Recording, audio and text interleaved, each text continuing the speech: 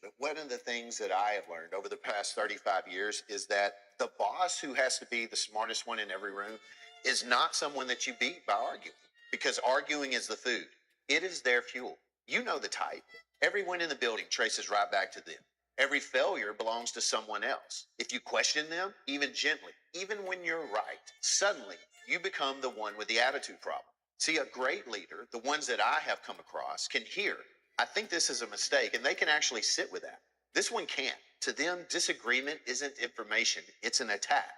And they'll make you pay in ways that never show up on paper. So stop giving them the fight. You go calm, even unreadable, because the reaction is exactly what they feed on. And a flat response starves that.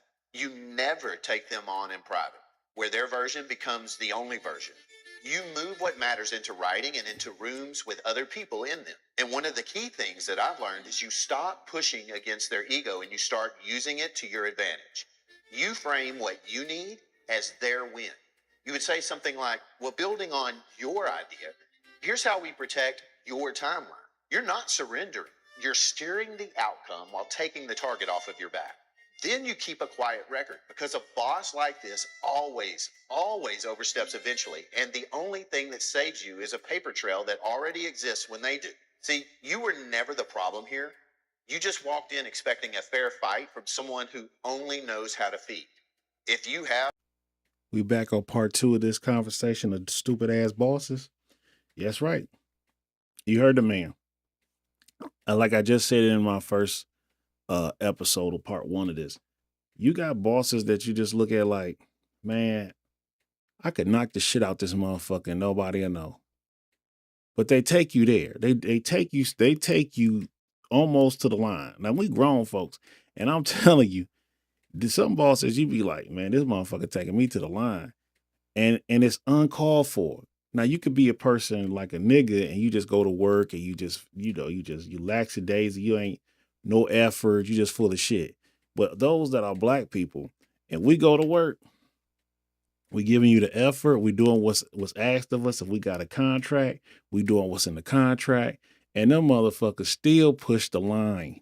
I mean, everything that could be an argument in an email, everything that could be an argument verbally, everything that could be a fight, even the wording. Like I'm saying, I got a boss, even in the wording, he's an asshole. Even in the wording, he's an asshole. And y'all know those type of people. Sends you the email. And what really kills me is, if you heard the last of that, they always are going to overstep.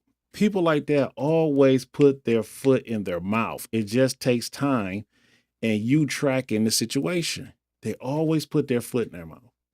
They always are a problem. So then you go and ask yourself, if the company is so damn smart, because this is where it trips up with a lot of people, why did you hire somebody like this that's going to cause conflict?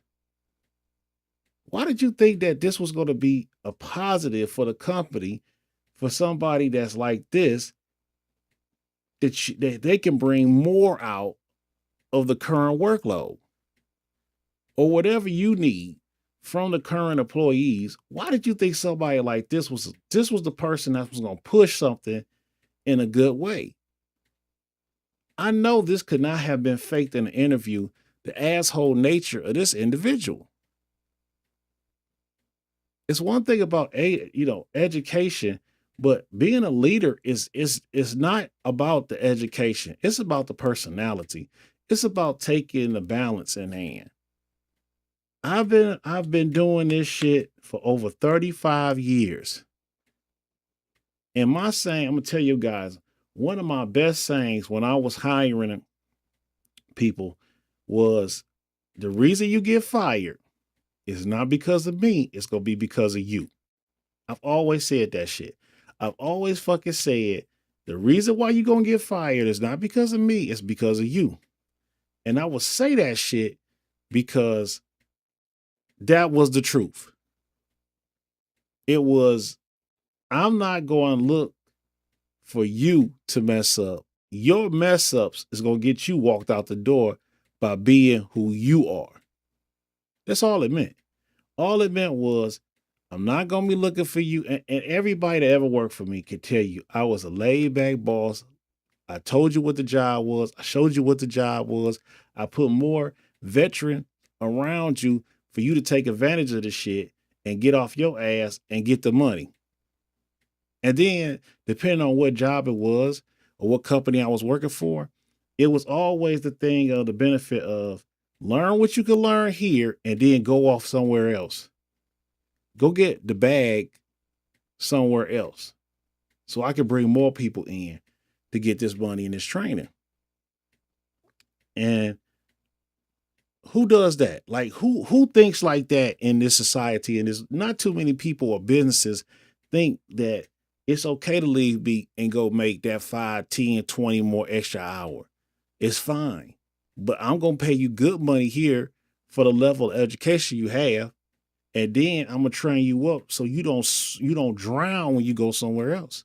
That has been my motto all my life for everybody that I had to succeed.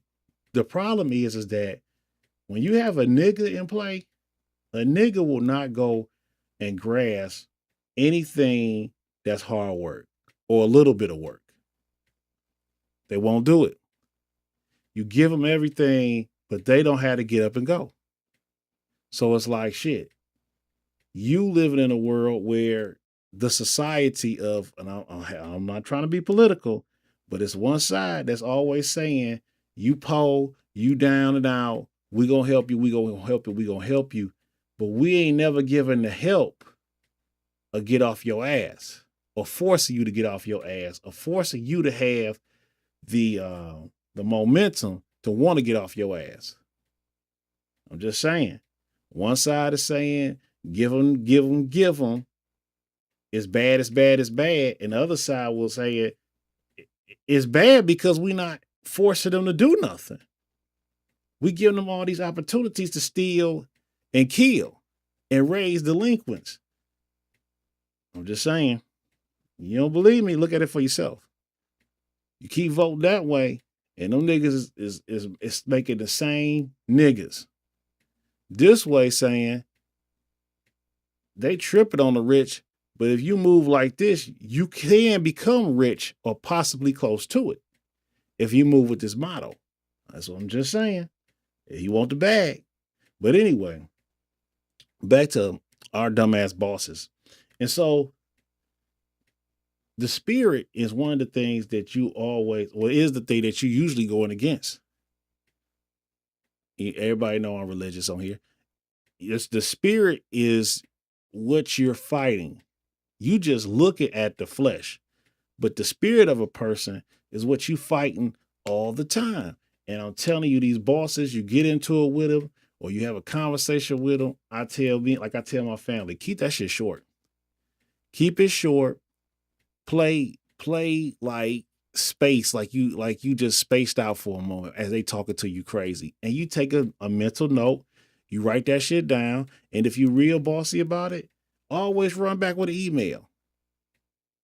You could get into it with your boss. Well, you can have a disagreement, but even their disagreement by their tone, the actions, the language, the words they choose to use with you, they beefing with you. They hot with you. They sound as if they want to fight you. They demean you. They go all the way there. And then after you leave, they tell another coworker about you. They will tell another coworker about you. What you do, you take in everything, you hit the email before they leave, while they there, and you say, boom, just want to go back over that conversation we just had. I couldn't quite understand you because of your tone, your language, and how you presented it to me, yada, yada, yada, yada.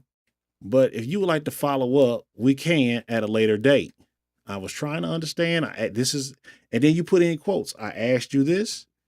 Your reply in quotes, what they said was this. And then you went on to say this. And then you went on to say this. Soon as they see that email, it's just like you sock them in their mouth without them even knowing it. You gut punched them, you right hooked them, you uppercutted them, and you down there put them on their back pockets because the first thing they saying, they put this email down to trap me. They put this email down because they don't like me. Bad bosses and bad people in general always run with assumptions. Bad people, bad bosses, they always run with 1,001 fucking assumptions about shit that, depending on the environment, it ain't even like that. I remember telling my boss that this motherfucker was about to fire people because they didn't answer their phone. And we like, it wasn't, I had to literally tell him, it's not about you. I had to literally say that. Like, nobody hates your guts. Now, we dislike the motherfucker. But what I'm saying is that we don't want to deal with you. We don't want to deal with you to that extent, or we not going to do this to mess up our money. You got people that carry so much luggage with them coming into a situation, and then you stack on top of them, they ask to be in a role where there's leadership involved, and they don't have it. They're not intimidating, but they try to be intimidating because of their position. You have a lot of people, and I don't want to single them out, but I am. Indians run that shit all day. An Indian person with a bad dialect will say that shit all day long, do shit, say shit, and have no idea that they're offending you. Or perp like they don't know that they offending you. As if doing shit like you doing shouldn't make me feel some type of way. When does it have to be known that saying something, it's like read the room. How can you be in a role of any management and you can't fucking read the room? When are you in a role of any management where you don't understand or you don't want to understand the issues and problems of your employees? How can you get the best result if you're not willing to understand the employee or the situation that's going on? That's in any business, especially in the business of sales. Now, I'm not in sales, but I was once in sales. And people always come up, and it's crazy in management. They grab these people that's full of shit to say this will work because it worked over there. I've never seen it. I've never seen you take something from one place, you bring it over here to this place, and that shit work exactly the same or better. I've never seen it. But yet, we put all these crazy titles on people and we give them these 6-figure jobs, and all they do is make up bullshit to say this'll work, and then they out the door. Or they doing favors and they get promoted. They do that shit all the time. All the time. But back to our dumbass supervisors and people in power, the white collar, who do not know how to be leaders. There's a constant, if you don't understand, a person can say, hey, you're doing a great job. Hey, you're doing a great job. Hey, you're doing a great job. But it doesn't mean shit if you just disrespected me to my peers. It doesn't mean shit if you playing phone tag and email blame games or ignoring. It doesn't mean a damn thing, because the first thing I do wrong because of your ego and your character, you willing to fire me or harm me or any type of thing. You don't even look at the big picture. I had my boss so far lie to me about in a year and a half span. This motherfucker probably lied to me at least 2 months worth. He's insulted my peers. I want to say, if a work week is 5 days, Out of 5 days, only 3 I gotta think I deal with this guy.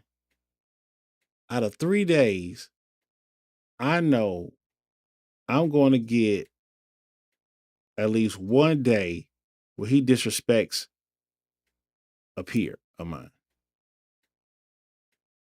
That's just how crazy the shit is.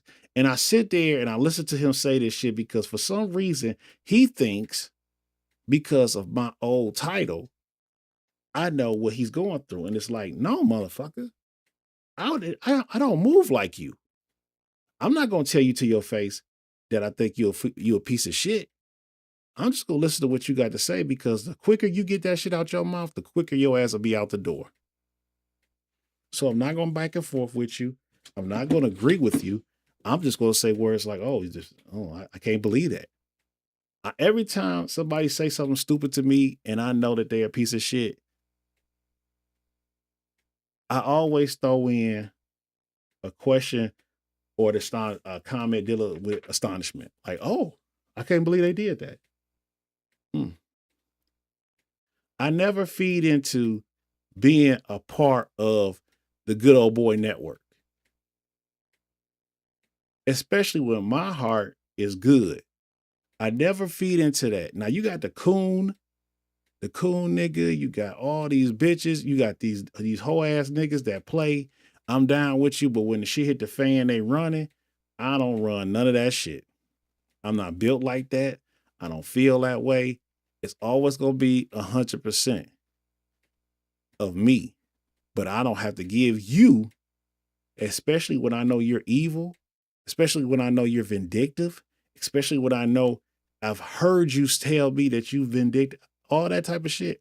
I always back away from people like that because I don't want the demon with you to come over here to me because I'm not cut like that. I'm not cut like that. And you should be the same way about it too. When people are like golf, people like that, I don't mess with people that's in the golf. I didn't say golf, Golf. I said golf, Goth. And all the demonic shit, I'm not with it. So I treat people, no matter who they are, but especially like right now, my management, I don't fuck with them like that. Because you showed me too many dark paths that you're willing to go on just for laughs, shits and giggles. It's just like somebody told you, and you guys know what I'm talking about. Like somebody told you, you can say whatever you want. We got your back. And that's another thing I ain't never seen. I've never seen upper management go to bat for a supervisor. I never seen it. I never seen them just like when the shit got thick, like when okay, maybe the employee went to the HR. Okay, then there was a conversation. All that the upper, like their boss is saying, how far is this shit gonna go? Because if it goes to me, I'm getting you gone.